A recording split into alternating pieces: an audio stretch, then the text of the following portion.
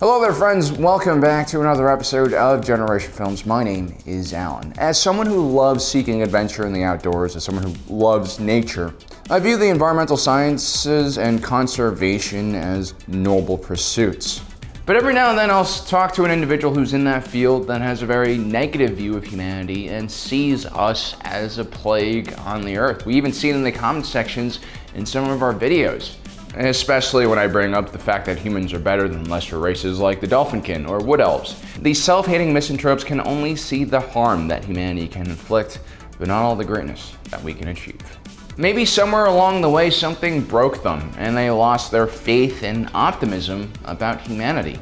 Optimism breeds success, and optimism in others pushes others to succeed.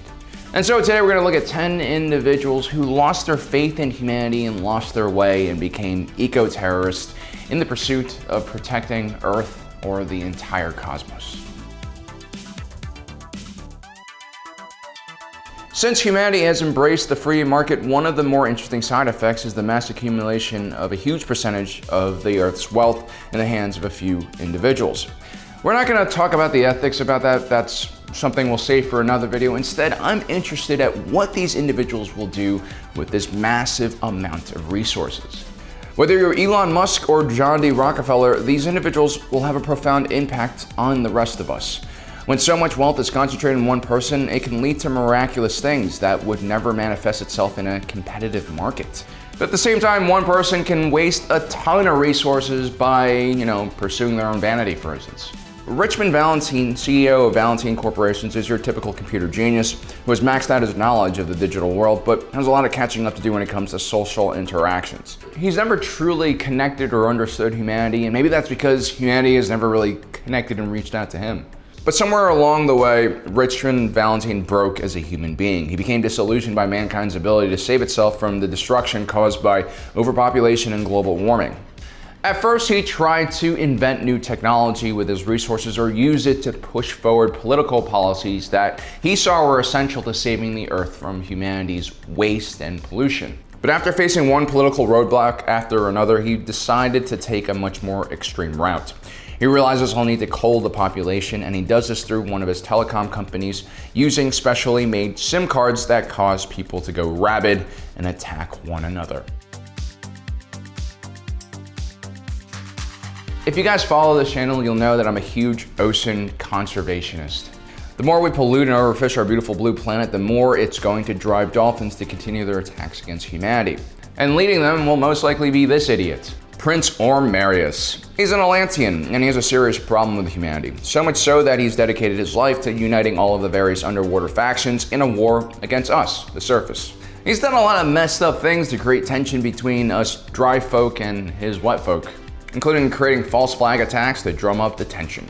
He could have done a lot of other things to prevent a war between our two peoples, like using diplomacy or actually talking to humanity and explaining that there were people living underwater. People like Orm Marius might be pretending that they're committing violence for a good cause, but it's just as likely these kind of individuals just like violence and destruction and creating enemies to fight so that they can increase their own power. Magical races and woodland critters that become sentient are an abomination and need to be put down. At the top of this degenerate hierarchy of hybrid animals and magical critters in the woods is the wood elf. Maybe it's because most elves are immortal, and somewhere along the way their lack of hardship has driven them mad and made them disconnected from the world. But these knife-eared near humans have always been a huge threat to humanity. Just look at Nuada Silverlance, for example, crown prince of the Bethmura clan. At one point in time, the Bethmura clan reigned supreme here on Earth. But their magic and elixirs and stupid spells were no match for human innovation and technology. While their technology was based on nonsense and magic, humanity's technology was based on science and had a concrete foundation and much more tangible effects on their surroundings. Eventually, humanity would conquer the Earth, eliminating the more dangerous monsters and creatures of the forest that like eating humans, like goblins, ogres, and trolls. Prince Nuada was less wise than his father, King Valor, who understood the need to keep peace with humanity. King Valor understood our superiority and our destiny to conquer not just this planet, but the entire galaxy. Humanity's time had come, and it was time for the elves to just fade away. Prince Jonah did not understand this, and he decides to take action into his own hands and triggers the magical Golden Army, an indestructible mechanical horde that he will use to destroy humanity and commit genocide. But like most eco-terrorists, Nueda Silverlance only impresses himself with his mad speeches and erratic behavior. Most people don't like him. He's so hated and feared that ultimately it's his own sister who kills him, and she does this by killing herself first. The two are connected to one life source. Thanos is probably the ultimate eco-terrorist on our list, and that's because he does not just seek to wipe out humanity, but half of all life at every level in the galaxy.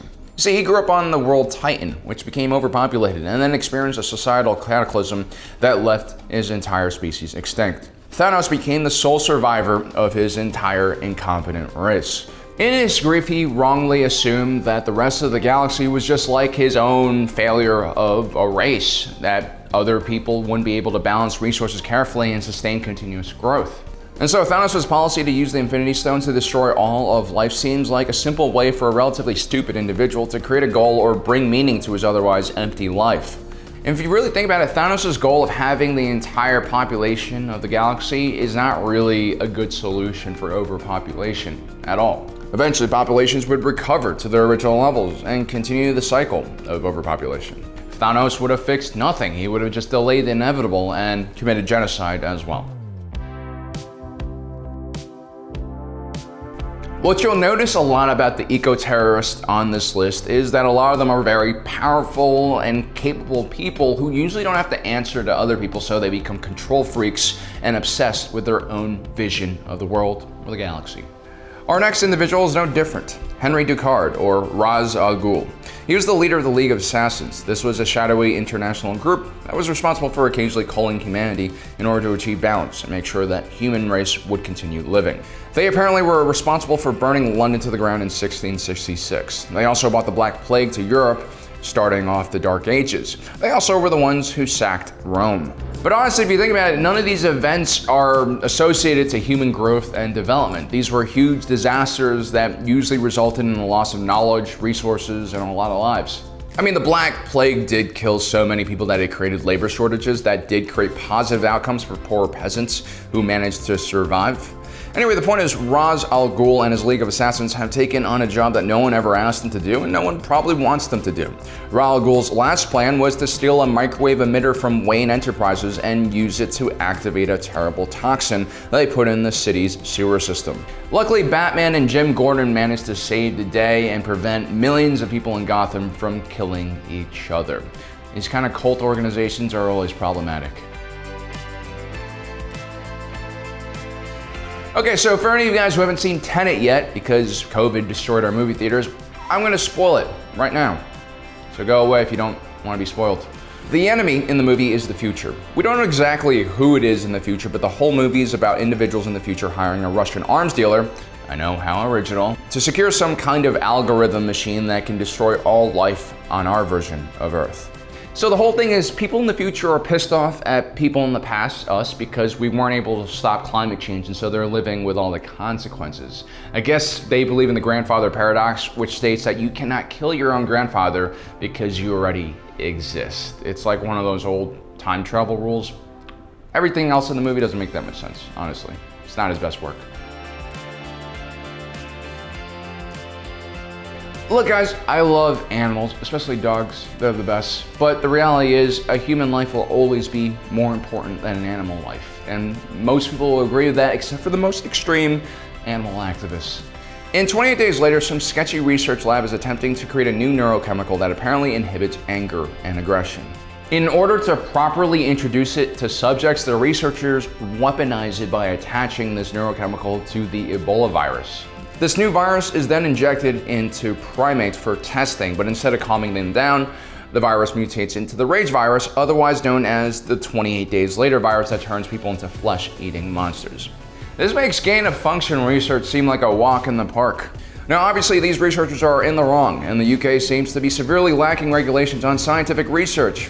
But that doesn't mean it's okay for the group of activists in the beginning of the movie to break into the lab and free the monkey that is infected with the rage virus. I'm astonished by the sheer stupidity of these people to let such a dangerous and angry-looking wild animal out of its cage. The result is one of the deadliest and fastest, because they're running, zombie apocalypses we've ever seen. Now, there are many iterations of Poison Ivy out there, from TV shows, comics, and movies. But the one thing that's always made her character stand out is her affinity for plants and vegetables over human beings. Poison Ivy's main powers are all related to plant-based toxins that she herself are immune to. Now, in some variations of her character, she seems to really want to wipe out all humans and animals and then just cultivate a planet full of vegetation. But her interactions with other humans like Harley Quinn and Catwoman show her that not all humans are terrible. If only she had remained a botanist and not turned into a supervillain. Alan Jonah was a former soldier turned mercenary who's hell-bent on creating chaos and destroying the world, basically. He is disillusioned by global governments and obsessed with leveling the global playing field through dispersing stolen weapons technology. He mainly finances his operations through trafficking DNA from various titans on Earth. His hateful view of the world probably started with the death of his daughter, Lindy. Like anyone who suffered great tragedy, Alan wanted a new goal and struggled to completely submerge himself in. Unfortunately, he also began developing a very misanthropic view of the world and wanted to unleash the horrors of the titans on humanity. In the film 12 Monkeys, we are led to believe that Jeffrey Goins, son of a well-respected scientist and researcher, Leland Goins, is the eco-terrorist who releases a plague on humanity in 1996, which almost kills everyone in the world. Jeffrey Goins was an animal activist and the leader of the army of the 12 Monkeys. He also had some severe mental illnesses that led him to believe that the human race should be eliminated to make way for a new world dominated only by animals. But ultimately, Jeffrey Goins was incapable and, like most extreme activists, more of a danger to himself than anyone else. It was ultimately his father's assistant, Dr. Peters, who stole the dangerous virus that would wipe out humanity. He is a minor character, and most of the film is dedicated to Cole and Goins' shenanigans.